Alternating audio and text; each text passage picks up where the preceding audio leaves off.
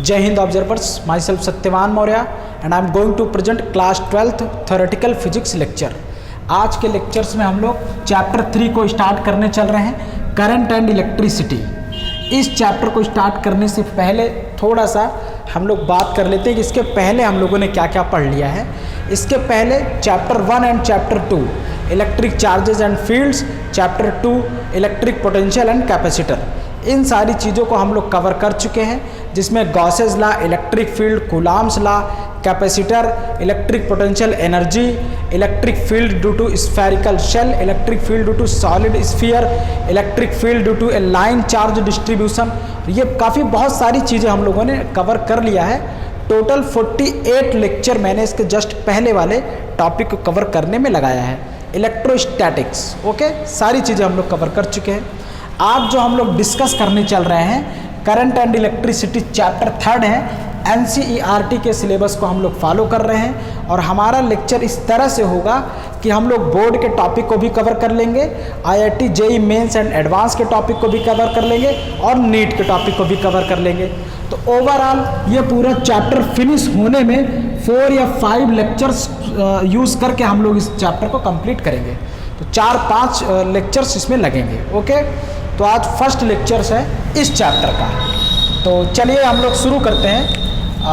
What is current and electricity. Current क्या होता है, इसको हम लोग बात करेंगे।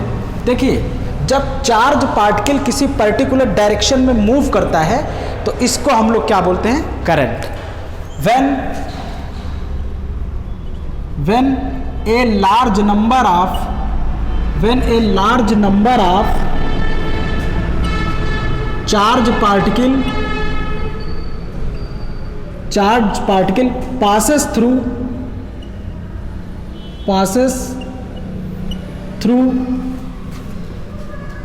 an area of cross section,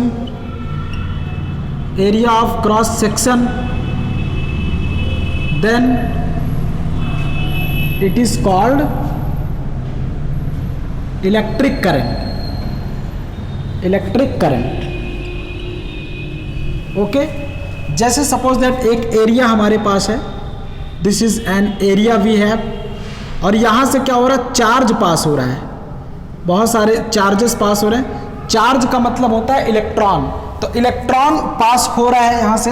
तो जो हमारा इलेक्ट्रिक करंट का जो बेसिक पार्टिकल है, बेसिक यूनिट पार्टिकल है, वो इलेक्ट्रॉन है, ओके।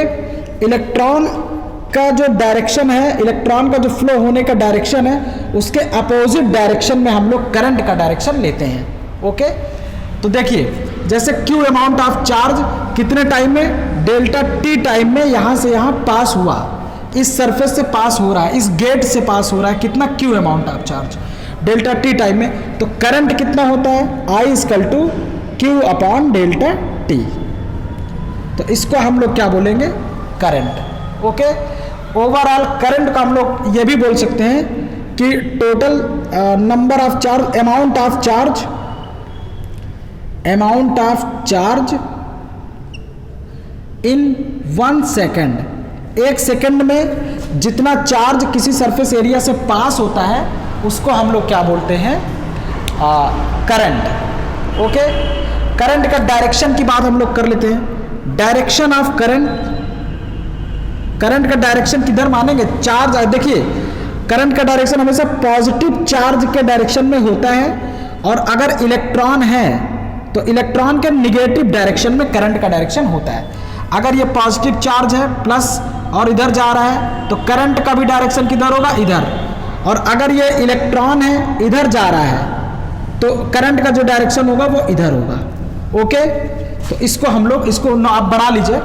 अगर इलेक्ट्रॉन है या निगेटिव चार्ज है, तो अगर इधर जा रहा है तो करंट का डायरेक्शन हम लोग इधर लेते हैं। करंट का डायरेक्शन हमेशा पॉजिटिव डायरेक्शन में लेते हैं या निगेटिव ऑफ द इलेक्ट्रॉन्स लेते हैं, ओके। अब हम लोग आगे बढ़ते हैं, यूनिट ऑफ द करंट। तो करंट को इसको लिख लीजिए, so I equal to D Q upon D T. ये आपकी एवरेज करंट है। अब हम लोग लिखेंगे unit of current. Unit of current, unit of current current की जो यूनिट होती है, 2 यूनिट होती है, एक आपकी SI यूनिट, एक आपकी CGS यूनिट। SI यूनिट जो होती है उसको हम लोग एम्पियर बोलते हैं। 1 एम्पियर इक्वल टू होता है 1 कूलम पर सेकेंड। और CGS यूनिट जो होती है किसकी, करंट की, क्या होती है, बायोट। और 1 एम्पियर इक्वल टू होता है 1 एम्पियर इक्वल टू होता है 1/10 बायोट। इसको BI से रिप्रेजेंट करते हैं। तो ये 2 यूनिट होती है किसकी, करंट की। ओके, करंट की हेल्प से हम लोग जैसे स्विच ऑन किया तो बल्ब जल जाता है, स्विच ऑन किया तो फैन चल जाता है और AC चल जाता है। तो जितने भी अप्लायंसेस होते हैं, इलेक्ट्रिक अप्लायंसेस जितने भी होते हैं, वो सब करंट से ही ऑपरेट होते हैं। तो वायर में जो आपके जो फ्लो होता है वो इलेक्ट्रिक चार्ज, उसको हम लोग क्या बोलते हैं, करंट बोलते हैं। तो कैसे किसी भी वायर में करंट फ्लो होता है, कैसे जब हम लोग यहाँ से स्विच ऑन करते हैं इधर बल्ब जल जाता है, आखिर इस वायर में करंट कैसे फ्लो होता है, इस चीज़ को अब हम लोग समझेंगे। तो अब हेडिंग डाल दीजिए, electric current in conductor. Electric current in conductor, understanding of electric current in conductor. चलिए, करंट इन कंडक्टर,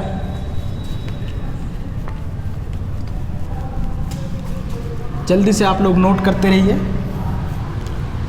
देखिए, जैसे एक सिलेंड्रिकल कंडक्टर लेंगे, हमारे पास जैसे एटम हमारे पास होता है ना, एटम के अंदर न्यूक्लियस होता है सेंट्रल पार्ट पे, उसके चारों तरफ इलेक्ट्रॉन्स रिवॉल्व करते रहते हैं। ओके, इलेक्ट्रॉन क्या कर रहे हैं, रिवॉल्व कर रहे हैं। ठीक है, तो ये इलेक्ट्रॉन जो अपनी ऑर्बिट में रिवॉल्व कर रहा है किसी भी न्यूक्लियस के चारों तरफ, इसलिए ये इलेक्ट्रॉन यहाँ पे रिवॉल्व करता है क्योंकि न्यूक्लियस इसको इलेक्ट्रोस्टैटिक अट्रैक्शन से अपनी तरफ अट्रैक्ट किए रहता है। अगर हम लोग इसको थोड़ी सी एनर्जी दें तो ये इलेक्ट्रॉन क्या होता है, बाहर निकल जाता है, यहाँ पे आ जाता है।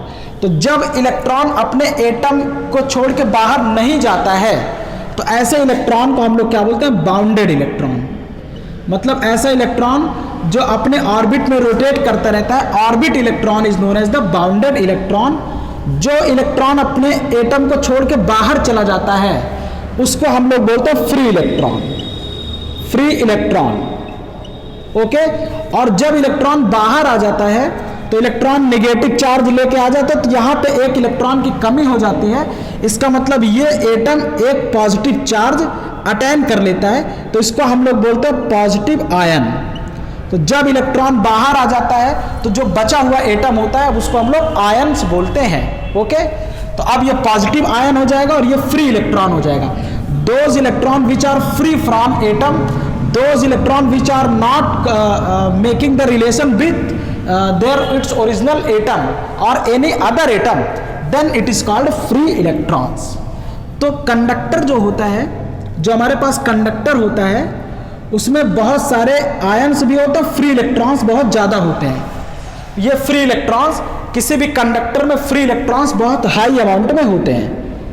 ओके, तो फ्री इलेक्ट्रॉन्स ही करंट को कॉन्स्टिट्यूट करने में पार्टिसिपेट करते हैं। तो जो कंडक्टर से आपका इधर से इधर करंट फ्लो होता है वो एक्चुअली क्या फ्लो होता है, फ्री इलेक्ट्रॉन्स इधर से इधर आपके चलते चले जाते हैं ऐसे। तो इसी वजह से हमें इलेक्ट्रिक वायर में करंट हमें मिलता है, उसमें कौन फ्लो होता है, इलेक्ट्रॉन्स, फ्री इलेक्ट्रॉन्स। लेकिन फ्री इलेक्ट्रॉन, जैसे मान लीजिए आपके पास कंडक्टर है, नॉर्मल टेम्परेचर पर थर्मल एनर्जी इसके पास होती है नॉर्मल टेम्परेचर पर। जब हमने इस पर कोई बैटरी नहीं लगाई है, जब हमने कोई इसको इलेक्ट्रिक फील्ड प्रोवाइड नहीं किया है, तो इस पर कुछ इलेक्ट्रॉन इधर जाते हैं, कुछ इलेक्ट्रॉन इधर जा रहे हैं, कुछ इलेक्ट्रॉन इधर जा रहे हैं, कुछ इलेक्ट्रॉन इधर जा रहे हैं। तो सारे इलेक्ट्रॉन्स इधर उधर डायरेक्शन में, रैंडम डायरेक्शन में मूव करते रहते हैं। जब रैंडम डायरेक्शन में मूव करते रहते हैं तो किसी पर्टिकुलर डायरेक्शन में इनका मोशन नहीं होता है। किसी पर्टिकुलर डायरेक्शन में मोशन ना होने के कारण इसकी जो टोटल करंट होती है वो कितनी होती है, 0। ओके, करंट तभी होगी जब, जैसे ये कोई सरफेस है, इस सरफेस से total number of electron resultant charge particle अगर पास करेगा तभी करंट शिफ्ट होती है, तभी करंट एग्जिस्ट करती है। जैसे जैसे 10 इलेक्ट्रॉन इधर जा रहे हैं और 10 इलेक्ट्रॉन इधर आ रहे हैं, 10 इलेक्ट्रॉन इधर गए, 10 इलेक्ट्रॉन इधर गए, कितने टाइम में? 5 मिनट में। तो टोटल कितनी करंट हुई? 0, क्योंकि जितने लोग गए उतने लोग वापस आ गए, तो इसलिए करंट कितनी हो जाएगी? 0। ओके, तो वही चीज यहां पे भी है, जो इलेक्ट्रॉन आपका इधर जा रहा है, कुछ इलेक्ट्रॉन इधर आ रहे हैं, कुछ उधर जा रहे हैं, कुछ उधर जा रहे हैं, तो रैंडम अगर हम लोग सबका सम निकालें तो टोटल करंट क्या हो जाती है? 0। तो जब तक इस पे हम लोग इलेक्ट्रिक फील्ड प्रोवाइड नहीं करेंगे, जब तक बैटरी कनेक्ट नहीं करेंगे, तब तक हमारी करंट क्या होगी? 0। तब तक इधर बल्ब लगाएंगे और इधर स्विच लगा देंगे तो कोई भी इसमें करंट या बल्ब जलेगी नहीं। जब तक इसमें बैटरी नहीं लगाएंगे तब तक बल्ब नहीं जलेगी। ओके, अब हम लोग आगे चलते हैं। जब हम लोग इस पे चार्ज लगा देते हैं तो क्या होता है कंडक्टर के साथ? ओके, तो व्हेन, अब नेक्स्ट हेडिंग डालिए, व्हेन। तो इसका मतलब किसी भी कंडक्टर में फ्री इलेक्ट्रॉन्स क्या होते हैं? बहुत हाई अमाउंट में होते हैं, बहुत ज्यादा होते हैं। तो लिखिए, when conductor is treated with field, जब हम लोग इलेक्ट्रिक फील्ड लगा देते हैं तो पहले में देखिए, पहला फर्स्ट, ये हमारे पास क्या है? एक सिलेंड्रिकल वायर, इस पे हम लोग पॉजिटिव चार्ज चिपका देते हैं, इस पे पॉजिटिव चार्ज हमने स्टिक कर दिया। सपोज दैट यहाँ पे 10 पॉजिटिव चार्ज लगा दिया और यहाँ पे 10 निगेटिव चार्ज लगा दिया। ओके, जब पॉजिटिव चार्ज यहाँ पे लगाएंगे तो ये जो इलेक्ट्रॉन, फ्री इलेक्ट्रॉन्स यहाँ पे रह रहे हैं, ये फ्री इलेक्ट्रॉन्स क्या करेंगे? इलेक्ट्रोस्टैटिक अट्रैक्शन लगेगा। Coulomb positive charge negative charge को क्या करेगा? इसको अट्रैक्ट करेगा। जब ये अट्रैक्ट करेगा तो जैसे इलेक्ट्रॉन जा रहे हैं, ये इसके पास चला जाएगा, ये इसके पास, ये इसके पास, ये इसके पास, 10 इलेक्ट्रॉन पहुंचेंगे और फिर इसको क्या कर देंगे? न्यूट्रल कर देंगे। तो जब तक इलेक्ट्रॉन यहां से यहां जाते रहेंगे तब तक इसमें क्या होगी? करंट होगी, तब तक इसमें करंट एग्जिस्ट करेगा। जैसे ये इसको न्यूट्रल कर देगा, इधर न्यूट्रल, इधर के पॉजिटिव चार्ज इधर जाने लगेंगे, तो जैसे ही ये इसको न्यूट्रल कर देगा, यहां भी न्यूट्रल हो जाएगा, वैसे ही करंट क्या हो जाएगी? 0। इसका मतलब ये हुआ कि अगर फिक्स अमाउंट ऑफ चार्ज यहाँ पे और यहाँ पे हम लोग इसको स्टिक कर देते हैं, लगा देते हैं, तो क्या होता है? जब तक न्यूट्रल नहीं होता है तब तक तो करंट होती है, उसके बाद 0 हो जाता है। तो इसका मतलब फिक्स अमाउंट ऑफ चार्ज लगाने पर बहुत थोड़े से टाइम तक इसमें करंट होता है, उसके बाद करंट 0 हो जाता है। ओके, अब हम लोग देखते हैं केस सेकंड में। केस सेकंड में हम लोग क्या करते हैं कि इस पे हम लोग एक फिक्स अमाउंट ऑफ चार्ज को मेंटेन करेंगे। यहाँ पे हम लोग क्या करेंगे? Electric field. अब हम क्या करते हैं? ये positive positive positive, negative negative negative, हम लोग क्या करते हैं? एक इलेक्ट्रिक फील्ड का डायरेक्शन इधर अप्लाई कर देते हैं, तो यहाँ पे पॉजिटिव हो जाएगा, ये निगेटिव हो जाएगा। जब एक electric field, fix value electric field apply कर देंगे तो यहाँ पे उतने वैल्यू ऑफ पॉजिटिव चार्ज और उतना value of negative charge maintain रहेगा हमेशा, चाहे जितना इलेक्ट्रॉन आता जाए, लेकिन इसको कभी न्यूट्रल नहीं कर पाएगा, इसको भी कभी न्यूट्रल नहीं कर पाएगा। इसका मतलब जब इसको कभी न्यूट्रल नहीं कर पाएगा तो जब तक ये न्यूट्रल नहीं होगा तब तक इलेक्ट्रॉन आते रहेंगे। तो इसलिए क्या होगी? एक constant motion of the electrons होता रहेगा। जब कांस्टेंट मोशन होता रहेगा तो ऐसी करंट को हम लोग बोलते हैं स्टेडी करंट। स्टेडी करंट, इसका मतलब एक कांस्टेंट इलेक्ट्रिक फील्ड हम लोग अप्लाई करेंगे तो एक फिक्स वैल्यू ऑफ इलेक्ट्रॉन इस पे मूव करता रहेगा। ऐसी करंट को हम लोग स्टेडी करंट बोलते हैं। स्टेडी करंट जो प्रोवाइड करता है उसको हम लोग सेल बोलते हैं, सेल या बैटरी। इसकी स्टडी हम लोग आगे पहले कुछ पढ़ लेते हैं इस चैप्टर में, उसके बाद हम लोग इसकी स्टडी चैप्टर के आगे हम लोग करेंगे। ओके, तो इसी चैप्टर में सेल और बैटरी की स्टडी है। आप समझ गए ना कंडक्टर में कैसे इलेक्ट्रॉन्स का फ्लो होता है। आप कुछ मत करिए, एक वायर यहाँ पे है ना, एक वायर में आप बैटरी कनेक्ट कर दीजिए, ये आपकी बैटरी है, प्लस वाला इससे कनेक्ट कर दीजिए, निगेटिव वाला इससे कनेक्ट कर दीजिए। अब इसमें देखिए करंट फ्लो होने लगेगी, इसमें करंट फ्लो होने लगेगी। करंट का डायरेक्शन किधर होगा? इधर। करंट का डायरेक्शन आपका देखिएगा, करंट का डायरेक्शन इधर होगा, इलेक्ट्रॉन का डायरेक्शन इधर होगा। समझ गए? तो इसका मतलब यह हुआ कि जब बैटरी कनेक्ट कर देंगे तो हमेशा इसमें करंट फ्लो होती रहेगी, जब तक इसमें बैटरी आपका पोटेंशियल डिफरेंस प्रोवाइड करता रहेगा तब तक आपकी करंट फ्लो होती रहेगी। इसका मतलब किसी भी वायर में करंट कब फ्लो होती है? जब पोटेंशियल डिफरेंस V1 और V2 मतलब V1 माइनस V2 आपका जीरो ना हो तब तक इसमें करंट फ्लो होती रहेगी। जब यहां पोटेंशियल कुछ और, यहां पोटेंशियल कुछ और, तब पोटेंशियल डिफरेंस के कारण क्या होता है? करंट फ्लो होता रहता है। ओके, तो आगे अब हम लोग चलते हैं, देखते हैं ओम्स लॉ। हेडिंग डाल दीजिए ओम्स लॉ, समझते चलें ओम्स लॉ।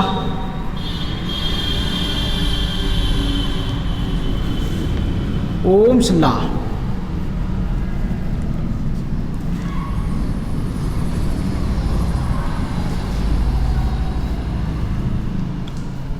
चलिए, ओम्स लॉ। ओम्स लॉ क्या होता है? According to the Ohm's law, इसको हम लोग देखेंगे। According to the Ohm's law, according to the Ohm's law, let I is current and V is potential difference. V is potential difference. Then V proportional I। जैसे ये कोई conductor है, ये कोई कंडक्टर है, यहां से इन दोनों के बीच में जो पोटेंशियल डिफरेंस है वो कितना है? V। और करंट कितना फ्लो हो रही है? I। करंट की डायरेक्शन क्या है? इधर से इधर। ओके, तो V प्रोपोर्शनल I, जितना ज्यादा करंट फ्लो होगी उतना ज्यादा यहां पे पोटेंशियल डिफरेंस रहेगा। तो इसका मतलब ये हुआ कि V प्रोपोर्शनल, और V प्रोपोर्शनल हटाएंगे तो क्या हो जाएगा? I into R। और R एक प्रोपोर्शनलिटी कांस्टेंट है, जो सो R is proportionality constant. R depends, R की जो यूनिट होती है क्या होती है? R यूनिट क्या होती है इसकी? ओम। और इसको हम लोग ऐसे रिप्रेजेंट करते हैं। R किसी भी वायर के दो चीजों पर डिपेंड करता है। तो R डिपेंड्स ऑन, ध्यान से देखते चलें, R डिपेंड्स ऑन किस पे? पहली चीज property of the material, property of material. दूसरा किस पे डिपेंड करता है? Dimension of the material, dimension of material. तो अगर ये वायर का लेंथ कितना है? L, और इसका एरिया कितना है? A, तो रेजिस्टेंस R इक्वल टू क्या हो जाएगा? क्योंकि प्रॉपर्टी पर डिपेंड करता है, तो R इक्वल टू हो जाएगा rho into L upon A। So R equal to क्या हो जाएगा? Rho into L upon A। तो हमेशा डायमेंशन में क्या होता है? डायमेंशन में होता है proportional to L and inversely proportional to A। So R equal to rho into L upon A। L upon A is the dimension. तो इसका मतलब रेजिस्टेंस जो होता है लेंथ के प्रोपोर्शनल और एरिया के इनवर्सली प्रोपोर्शनल होता है, प्रॉपर्टी के डायरेक्टली प्रोपोर्शनल होता है। तो अगर किसी भी वायर का एरिया ज़्यादा है तो रेजिस्टेंस कम होगा। अगर आप क्या करते हो, मोटा वायर लेते हैं जिसका डायमीटर ज़्यादा है, चौड़ा, उससे अगर आप करंट को फ्लो कराते हैं तो रेजिस्टेंस कम होगा। ओके, और अगर आप बहुत लंबा वायर लेते हैं, वायर जितना ज़्यादा लंबा रहेगा, जितना ज़्यादा उसकी लेंथ होगी, उतना ज़्यादा रेजिस्टेंस उसके पास होगा, उतना ज़्यादा वो करंट को फ्लो कराने में प्रॉब्लम क्रिएट करेगा। तो रेजिस्टेंस जो होता है करंट को कंट्रोल करने के लिए हम लोग यूज़ करते हैं। ओके, अगर रेजिस्टेंस आपने बढ़ा दिया तो करंट आपकी डिक्रीज कर जाएगी, रेजिस्टेंस को डिक्रीज कर दोगे तो करंट की वैल्यू बढ़ जाएगी। ओके, तो रेजिस्टेंस जो होता है इससे हम लोग करंट को कंट्रोल कर सकते हैं। रेजिस्टेंस कंट्रोल्स द करंट, इसको लिखते चलिए, controls the current for same value of voltage V। Okay, तो ये हमारा क्या है, Ohm's law. This is called the V equal to I into R. तो अब यहां से हम लोग R की वैल्यू यहां से पुट करेंगे, इसमें सारे फार्मूले लिखते चलिए। R की वैल्यू यहां से अब हम लोग इसमें पुट करेंगे, तो इसमें रखते हैं। सो R इक्वल टू क्या हो जाएगा, देखते चलिए, इसको सब नोट करते चलिए जल्दी जल्दी फास्ट। R की वैल्यू अब हम लोग यहां पे पुट करेंगे। So V equal to I rho into L upon A, rho into L upon A. Okay, so and current density, current density J equal to होता है I अपॉन ए। तो जहां I अपॉन ए है वहां पे क्या पुट करेंगे, J। तो चलिए I अपॉन ए के प्लेस पे हम लोग J पुट करेंगे, तो V equal to rho into L वैसे ही रहेगा, और I अपॉन ए के प्लेस पे हम लोग पुट करेंगे J।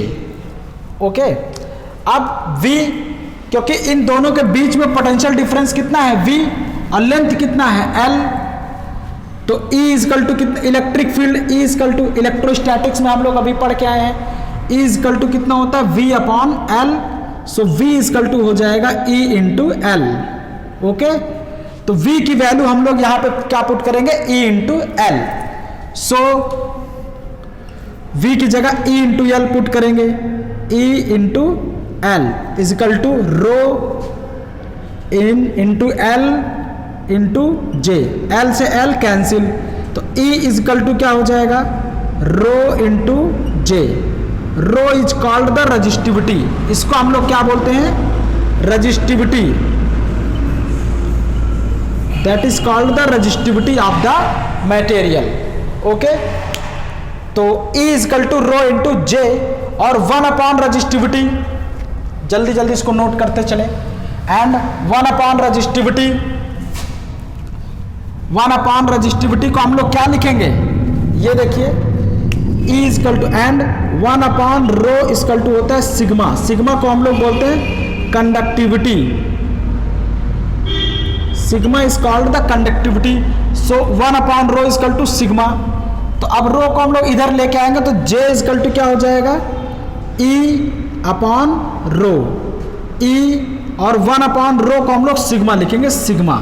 So J equal to हो जाएगा sigma into E। This is other form of Ohm's law, this is other form of the Ohm's law.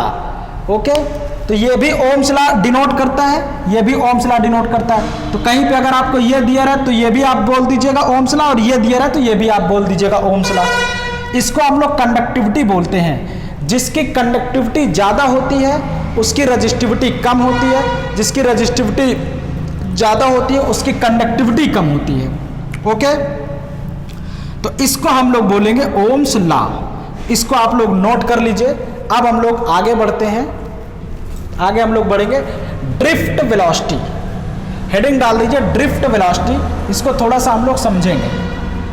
तो चलिए ड्रिफ्ट वेलोसिटी, ड्रिफ्ट वेलोसिटी में थोड़ा सा लिखना चाहेंगे हम लोग, उसके बाद आगे प्रोसीड करेंगे। लेट ड्रिफ्ट वेलोसिटी का मतलब होता है कि किसी पर्टिकुलर डायरेक्शन में drift velocity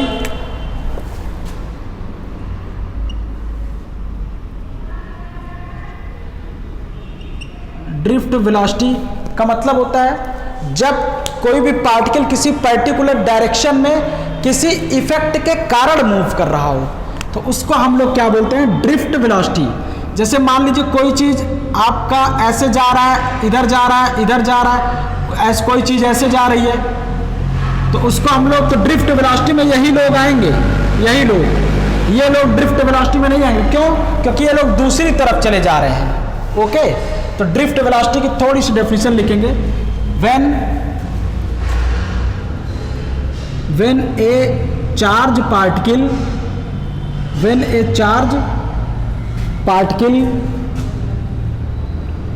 moves in the direction of electric field, then it is called drift velocity. तो इसको हम लोग क्या बोलेंगे? ड्रिफ्ट वेलोसिटी बोलेंगे। तो अब हम लोग ड्रिफ्ट वेलोसिटी का डेरिवेशन करने वाले हैं। बहुत फोकस होके बहुत ध्यान से इसको समझिएगा। चलिए देखिए, सबसे पहले इसको हम लोग बनाएंगे डायग्राम। ये हमारे पास आयन्स है, बहुत सारे आयन्स है।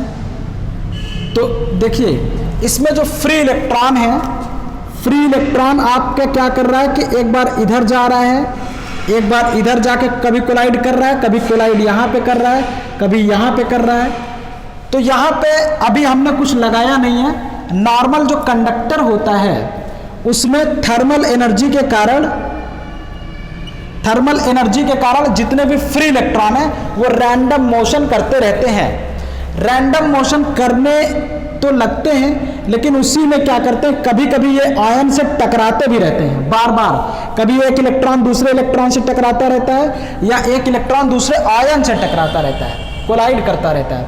तो सपोज करते हैं कोई एक इलेक्ट्रॉन हम लोग चूज करते हैं। सपोज करते हैं कोई एक इलेक्ट्रॉन है यहाँ पे, ये इसी को ले लेते हैं, इसी को, ठीक है। तो इसका जो वेलोसिटी होगा वो क्या होगा? vi। ओके, तो टकराने से पहले वेलोसिटी कितनी है? vi, और टकराने के जस्ट बाद वेलोसिटी भी कितनी होगी? vi। क्यों? क्योंकि ये इलास्टिक कोलिजन होगा। सो इन द थर्मल स्टार बना के लिखते चलिए। सबसे पहली चीज इलास्टिक कोलिजन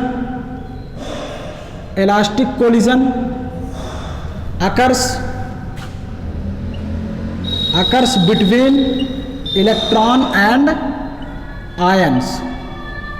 सो टकराने से जस्ट पहले वेलोसिटी vi होगी, और टकराने के जस्ट बाद वेलोसिटी कितनी होगी? vi। So vi velocity before and after. Okay, so ये तो एक इलेक्ट्रॉन का था, ऐसे बहुत सारे इलेक्ट्रॉन्स हैं। So for large number of electron, total average velocity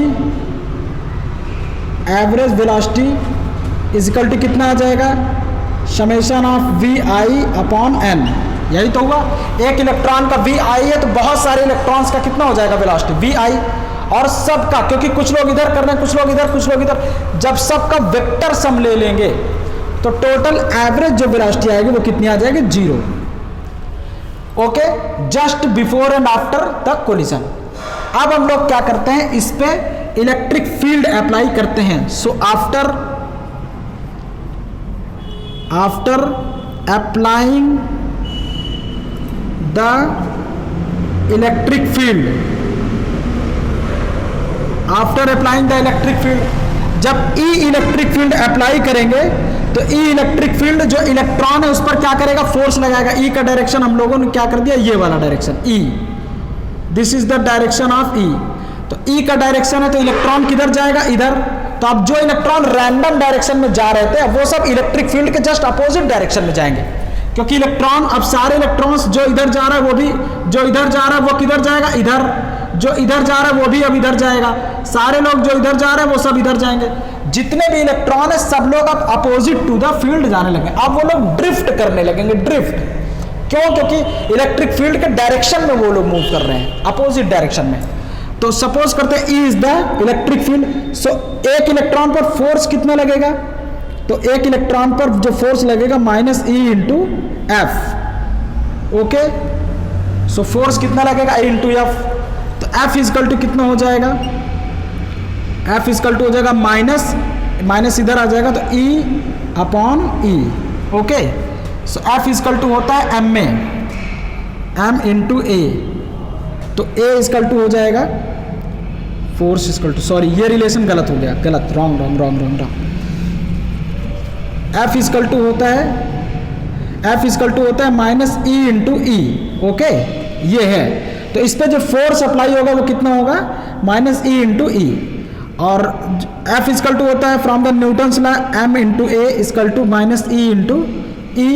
तो एक्सेलरेशन कितना हो गया, minus E into E upon M. So acceleration कितना हो गया, एम, ये इतना minus E into E upon M.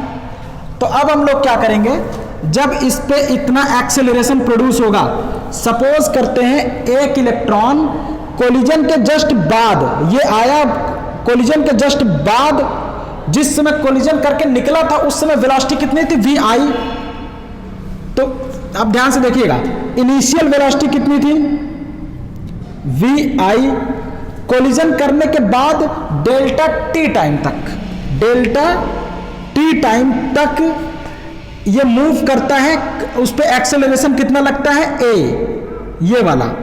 और डेल्टा टी टाइम के बाद उसकी वेलोसिटी कितनी हो जाती है, सपोज करते हैं यहाँ पे कैपिटल वी लेते हैं, कैपिटल वी आई लेते हैं और ये स्मॉल वी आई। तो डेल्टा टी टाइम के बाद जो वेलोसिटी होती है वो कितनी होती है, एक इलेक्ट्रॉन की, ith इलेक्ट्रॉन की, वी आई। तो अब हम लोग ले लेंगे V, capital V I, final velocity, इसको हम लोग बोलेंगे फाइनल वेलोसिटी। ओके, तो अब हमारे पास क्या हो जाएगा, तो आपका आ जाएगा v, आपका जो न्यूटन्स इक्वेशन है, इक्वेशन ऑफ मोशंस क्या है, v equal to U plus A T. तो इस इक्वेशन में वैल्यू पुट करते हैं ith इलेक्ट्रॉन का, भी एक इलेक्ट्रॉन की बात हो रही है, उसका नाम है ith इलेक्ट्रॉन। तो वी आई इक्वल टू, ये आपका हो जाएगा ये स्मॉल वी आई और ए के प्लेस पे minus E into E upon M, minus E into E upon M और डेल्टा टी, और यहाँ पे हो जाएगा डेल्टा टी। ओके, अब हम लोग क्या करेंगे, एवरेज वेलोसिटी निकालेंगे। एवरेज, ये जो इक्वेशन है इसका एवरेज ले लेंगे, not taking the average of this equation, इसको इक्वेशन नंबर हम लोग फर्स्ट ले लेंगे। Taking average of this equation, तो क्या हो जाएगा, चलिए ड्रिफ्ट वेलोसिटी हम लोग फाइंड आउट कर रहे हैं। Taking average of this equation, note करते चलिए please, taking average of this equation,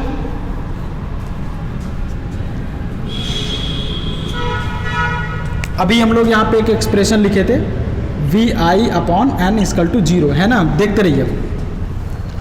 average लेंगे तो कितना हो जाएगा, summation of V I upon N equal to V summation of small V I upon capital N minus E into E upon M delta T. Delta T का जब हम लोग average लेंगे तो कितना आ जाएगा, टाउ। क्यों, क्योंकि कुछ लोग क्या करते हैं, डेल्टा टी टाइम लगाते हैं। कुछ लोग जब यहाँ ये पहुंचा था ith इलेक्ट्रॉन, तो कुछ लोग अभी टकरा के ही निकले हैं। तो जितने में ये यहाँ पहुंचा है, कुछ लोग अभी थोड़ी दूर पहुंचे रहेंगे, कुछ लोग और दूर पहुंचे रहेंगे, बहुत ज़्यादा। तो ओवरऑल डेल्टा टी को हम लोग टाउ लिखने वाले हैं। तो ध्यान से देखिएगा, इसकी वैल्यू क्या हो जाएगी, 0 यहाँ से। क्यों, क्योंकि टोटल आपका जो रैंडम थर्मल एनर्जी के कारण जो वेलोसिटी थी वो क्या थी, 0। तो इसलिए यहाँ पे 0 आ जाएगा। इसको हम लोग क्या लिखेंगे, वी डी, यही आपकी ड्रिफ्ट वेलोसिटी है। तो वी डी इक्वल टू कितना हो जाएगा, minus E into E upon M, और डेल्टा टी एवरेज लेंगे तो यहाँ पे आ जाएगा टाउ। टाउ को हम लोग रिलैक्सेशन टाइम बोलते हैं। Tau is called relaxation time. Tau is called the relaxation time. मतलब रिलैक्सेशन टाइम का मतलब यह हुआ कि ये डेल्टा टी से कभी आपका डेल्टा टी ज़्यादा भी हो सकता है, डेल्टा टी कम भी हो सकता है। एवरेज टाइम हम लोग ले रहे हैं। तो सपोज करते हैं एवरेज टाइम कोलिजन के बाद या कोलिजन से पहले आपका कितना है, tau is called the relaxation. Okay, so we have, अब मैं इसको रिमूव कर रहा हूं सारी चीजें। सो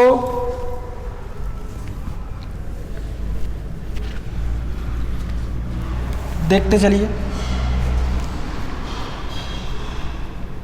यहां तक नोट करिए। So V D equal to हो जाएगा minus E into tau upon M. अब हम लोग देखते हैं mobility.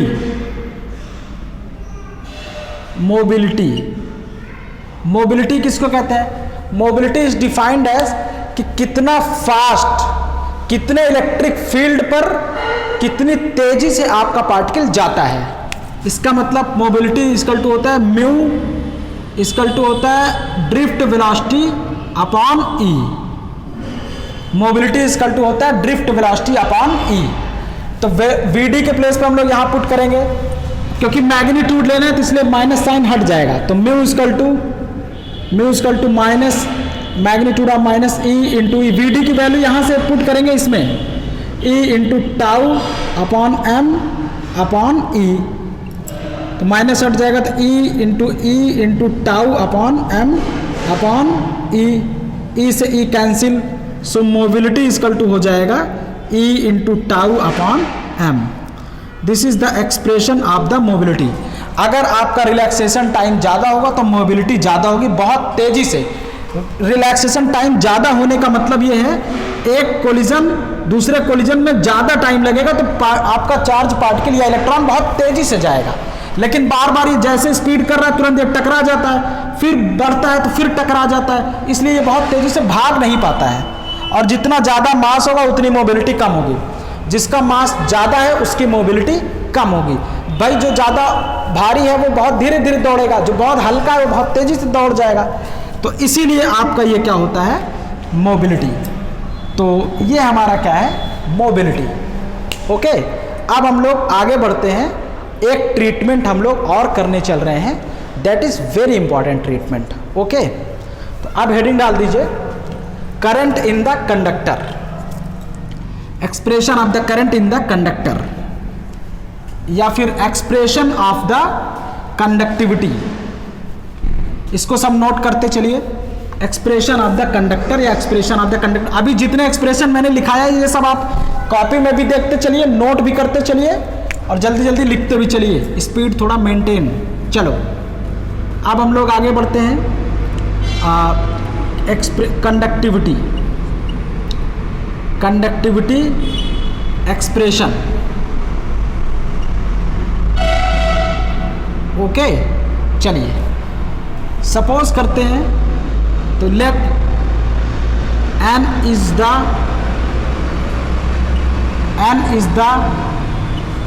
Number of charge particle per unit volume. Okay, and A is the area of cross section, E is the charge on one particle. Okay, so Vd is the drift velocity. Vd is the drift velocity. Then and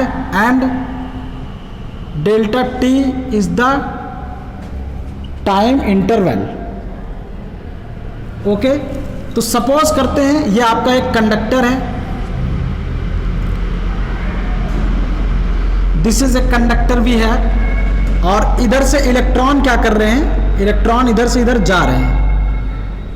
okay, और ये जो area of cross section है, यहां से देखते चलिए, ये जो एरिया, ये इलेक्ट्रॉन्स हैं आपके, और ये जो एरिया ऑफ क्रॉस सेक्शन है ये वाला वो कितना है, ए और n number of charge particle per unit volume है, ओके। और इसमें जो ड्रिफ्ट वेलोसिटी है इलेक्ट्रॉन्स की वो कितना है, vd। ड्रिफ्ट वेलोसिटी कितनी है, vd। तो और ये लगातार ऐसे इसमें फ्लो कर रहे हैं, लगातार continue, okay. So total charge particle, total charge passes in time delta T is कितना होगा, इसको देखिएगा। देखिए सबसे पहले तो डेल्टा टी टाइम में कितनी डिस्टेंस कवर करेगा। अगर किसी पार्टिकल की स्पीड vd है, डेल्टा टी टाइम तक उसको अलाउ किया गया, तो कितनी डिस्टेंस कवर करेगा। सो डिस्टेंस इक्वल टू हो जाएगा, distance equal to velocity into time, तो vd into delta T. So क्या हो जाएगा, vd into delta T, okay. अब उसके बाद so vd into delta T, इसका मतलब डेल्टा टी टाइम में कितनी डिस्टेंस कवर करेगा। सपोज करते हैं यहां से यहां तक, ओके। इतनी डिस्टेंस पर कितने चार्ज पार्टिकल गए होंगे, कितने पार्टिकल गए होंगे। तो ध्यान से देखिए, एक वॉल्यूम में जो चार्ज पार्टिकल है वो कितना है, n, एक वॉल्यूम में। तो इतने वॉल्यूम में कितने चार्ज पार्टिकल गए होंगे, तो इतना जो आपका वॉल्यूम होगा इंटू n, एक वॉल्यूम में n, तो इतने वॉल्यूम में कितना होगा, मल्टीप्लाई कर देंगे n से। तो इसका वॉल्यूम कितना है, इसकी लेंथ है vd into delta T, area कितना है a, सो इसका वॉल्यूम क्या होगा, so total number of charge particle, total number of charge particle in time delta T passes through area A is, इसका वॉल्यूम इंटू एन, तो volume कितना हो जाएगा, लेंथ इंटू एरिया, इज कितना हो जाएगा, area into vd into delta T. इतना volume और into charge particle into n, एक वॉल्यूम में n, तो इतने वॉल्यूम में इंटू n कर देंगे। तो इतना चार्ज पार्टिकल क्या हो गया, ट्रांसफर हुआ। एक चार्ज पार्टिकल पर जो चार्ज की वैल्यू है वो कितना है, e। तो इतने चार्ज पार्टिकल पर जो चार्ज होगा, so total charge equal to, इसमें e से मल्टीप्लाई करेंगे, equal to a into vd into n into delta T into e, okay. तो एक पर चार्ज e है, तो इतने पर कितना चार्ज होगा, e से मल्टीप्लाई कर देंगे, है ना। सो और हमारा जो चार्ज का डेफिनेशन है, चार्ज इक्वल टू क्या होता है, I into delta T equal to ये इतना a vd into N into delta T into E. Delta T से डेल्टा टी क्या हो जाएगा, cancel out. So I equal to हो जाएगा N E A into V D. So current equal to कितना हो गया, I equal to N E A into V D, okay. This is the amount of current we have. तो एक conductor से कितनी current pass होती है, अगर n number of particles per unit volume है, is the charge, is the area of area cross section and vd is the drift velocity. तो जो करंट होगी वो कितना होगा, I equal to N E A into V D, okay. अब हम लोग और आगे चलेंगे, we have to replace it. देखते चलिए, हेडिंग आप लोग डाल दीजिए, हमें निकालना सिग्मा। सिग्मा का एक्सप्रेशन हम लोग फाइंड आउट कर लेंगे, ओके। चलिए इसको देखते रहिए, I equal to N E A. सो क्या है, I equal to N E A into V D, okay. तो अब I अपॉन ए, अभी हम लोगों ने देखा I upon A equal to A, नीचे आ जाएगा तो क्या बचेगा, N E V D. I upon A को हम लोग क्या लिख सकते हैं, J। So I upon A को हम लोग लिख सकते हैं J equal to N E V D, okay. अब वी डी के प्लेस पे मोबिलिटी क्या थे, मोबिलिटी थी आपकी वी डी इक्वल टू, अभी हम लोगों ने निकाला था, minus e capital E into tau upon M, तो अगर हम लोग मैग्नीट्यूड की बात करें तो ये प्लस हो जाएगा, E इंटू ई ड्रिफ्ट वेलोसिटी यही तो निकाले थे। तब यहाँ पे VD की वैल्यू हम लोग पुट करेंगे तो J इक्वल टू कितना आएगा, देखिएगा J equal to M E, VD के प्लेस पे ये पुट करेंगे E capital E into tau upon M, N ई square tau upon M, so N ई square tau upon M into E. Okay, और अभी अभी हम लोग ओम्स लॉ भी फाइंड आउट किए थे। ओम्स लॉ का ये वाला expression J equal to sigma into E. आप इस वाले इक्वेशन को कंपेयर करेंगे तो J इक्वल टू ये क्या हो जाएगा, sigma, so sigma equal to N E square tau upon M. तो सिग्मा इक्वल टू क्या हो जाएगा, n square tau upon m, या फिर इसको हम लोग रो इक्वल टू क्या होता है, 1 अपॉन सिग्मा, तो इसको हम लोग रेसिप्रोकल ले लेंगे एम अपॉन एन ई स्क्वायर इंटू टाउ। तो रिलैक्सेशन टाइम बढ़ेगा तो कंडक्टिविटी इंक्रीज करेगी। Okay, this is the expression we have find the conductivity of the any metal और एनी कंडक्टर और एनी कंडक्टिंग वायर। ओके, तो ये हमारा एक्सप्रेशन है कंडक्टिविटी का, और ये एक्सप्रेशन है हमारा ओम्स लॉ। तो J equal to N E square into tau upon M into E. तो इस एक्सप्रेशन को हम लोग याद रखेंगे, बहुत ही यूजफुल एक्सप्रेशन है। ओके, और अब हम लोग एक चीज़ और पढ़ने वाले हैं, लिमिटेशन ऑफ ओम्स लॉ। तो हेडिंग डाल दीजिए, लिमिटेशन ऑफ ओम्स लॉ। चलिए, लिमिटेशन ऑफ ओम्स लॉ, इसको नोट करते चलिए, जो जो चीज़ें मैं बोल रहा हूं वो सब आप लिखते भी चलिए। Limitation of Ohm's law, limitation of Ohm's law, सब नोट कर लीजिए। Limitation of Ohm's law,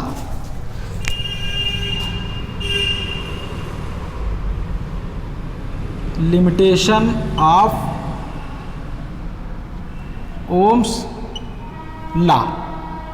limitation of Ohm's law में तो कहाँ ओम्स लॉ वैलिड नहीं होता है। सबसे पहली बात तो ओम्स लॉ में जो पोटेंशियल होता है voltage, voltage always ceases the current I. Voltage हमेशा क्या होता है, करंट को सीज करता है। Second, if V is reverse, then the magnitude of current I is not same in opposite direction।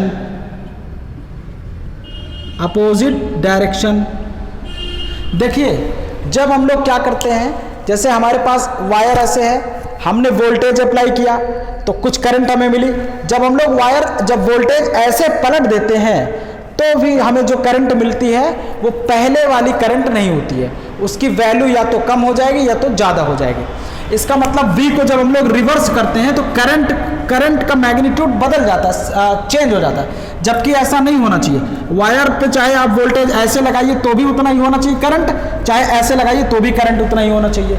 और ओम्स लॉ और कहाँ पे वैलिड नहीं होता है, ओम्स लॉ आपका और वैलिड नहीं होता है कहाँ पे, इलेक्ट्रॉनिक डिवाइसेस में। डायोड का जो आपका सर्किट है, डायोड का जो करंट और वोल्टेज ग्राफ होता है वो इस तरह से होता है, देखिए। और ओम्स लॉ का जो ग्राफ होता है वो हमेशा कैसा ग्राफ होता है, बोलिए। ओम्स लॉ का जो ग्राफ होता है, ये I और ये V हमेशा स्ट्रेट लाइन ग्राफ होता है। ओम्स लॉ का ग्राफ ऐसा होता है, लेकिन यहाँ पे स्ट्रेट लाइन है नहीं, तो इसका मतलब यहाँ पे ओम्स लॉ वैलिड नहीं होगा। और ये कौन सा है, डायोड का है, डायोड कैरेक्टरिस्टिक, ये V है और ये I है। तो जब तक V और I में रिलेशन स्ट्रेट रहेगा तब तक ओम्स लॉ फॉलो होगा, अदरवाइज ओम्स लॉ फॉलो नहीं होगा। ओके, तो कुछ मटेरियल ऐसे होते हैं जैसे गैलियम आर्सेनाइड में क्या होता है, गैलियम आर्सेनाइड में क्या होता है, उसका जो ग्राफ होता है उसमें उसमें क्या होता है कि different value of current we have the same value of voltage, उसका ग्राफ ऐसे चलता है ये। तो गैलियम आर्सेनाइड में देखिए करंट की दो वैल्यूज पर सेम वोल्टेज मिल रहा है, ये यहाँ भी वोल्टेज वही है, यहाँ भी वोल्टेज वही है। तो इसलिए ये गैलियम आर्सेनाइड जो सेमीकंडक्टर होता है ये भी ओम्स लॉ को फॉलो नहीं करता है। ओके, कुछ और भी मटेरियल्स होते हैं जो स्ट्रेट लाइन से, ये आपका कंडक्टर का है तो वो ऐसे रहते हैं, ऐसे। तो जब ऐसे रहते हैं तो इसका मतलब ये वाली लाइन क्या हो रही है, ये वाली ओम्स लॉ को फॉलो नहीं करती है। ओके, तो these are the limitation of the Ohm's law. तो ये सब आपके क्या है, ओम्स लॉ के लिमिटेशंस हैं। तो आज हम लोग यहीं तक स्टडी करेंगे, इसके आगे की चीज़ें हम लोग नेक्स्ट लेक्चर में कंटिन्यू करते हैं। और नेक्स्ट लेक्चर में रजिस्टिविटी है और भी बहुत सारी चीज़ें हैं। ठीक है, तो चलिए अब मुझे इजाज़त दीजिए, मिलते हैं अब आपसे नेक्स्ट थ्योरेटिकल लेक्चर्स में। आप लोग इसको रिवाइज करते रहिए, एनसीईआरटी के सिलेबस को ही हम लोग फॉलो कर रहे हैं। ठीक, तो चलिए अब मुझे इजाज़त दीजिए। Thank you for join me and thank you for watching me. Thank you.